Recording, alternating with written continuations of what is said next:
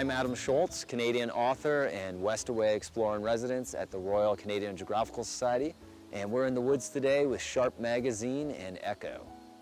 My favorite place to be is out in the forest, and Canada is blessed with the biggest forest pretty much in the world. I mean, no matter where you live in Canada, even in the heart of some of the biggest cities, you can't be more than an hour from a wild place. I mean, to me, the natural world is just endlessly fascinating.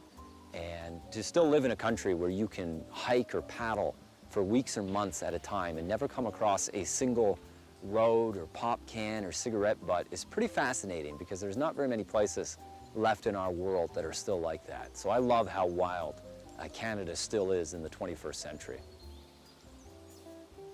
So my most recent project that I just finished was a solo journey from southern Canada on Lake Erie, 3,400 kilometers north all the way up to the Arctic. And I just completed that journey this past summer. It took me 3 months and 5 days, and now in the fall I'm going to turn my expedition journal into a new book. So I'm working on polishing that up, and hopefully it'll be out next year. I try to write as much of my books as possible in the wild as they're happening. So every night, no matter how exhausted I am after 12 or 13 hours paddling or hiking, when I crawl into my tent, I force myself to write in my journal everything that happened that day. You know, the weather, whether it was big storms, any bears I came face to face with.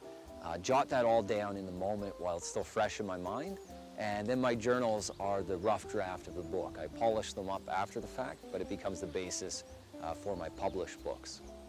Well, I know solitude's not everyone's cup of tea, but I think I've just gotten used to it from years of doing solo expeditions, sometimes for months and months without seeing another person. Of course, there's a drawback as well.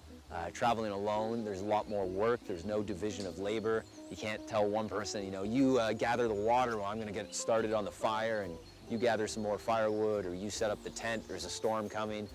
You've got to do everything. So you're constantly multitasking. But, I mean, I say there's a positive side to everything. The multitasking kind of takes away the mental edge of being alone, because you're constantly occupied. You always have a task keeping you busy.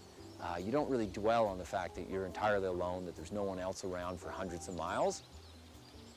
From the earliest chance I went out in the woods, my father, he encouraged it. He used to build canoes with my brother and I when we were children, and then when the canoes were done, we would take them out and paddle the local rivers and creeks, and that just fired my desire to do bigger and longer journeys. So it all just sort of fell into place, and I'm as passionate about it now as I was when I first started. So long as I keep finding it fulfilling and enjoying it, I'll keep doing it, I think.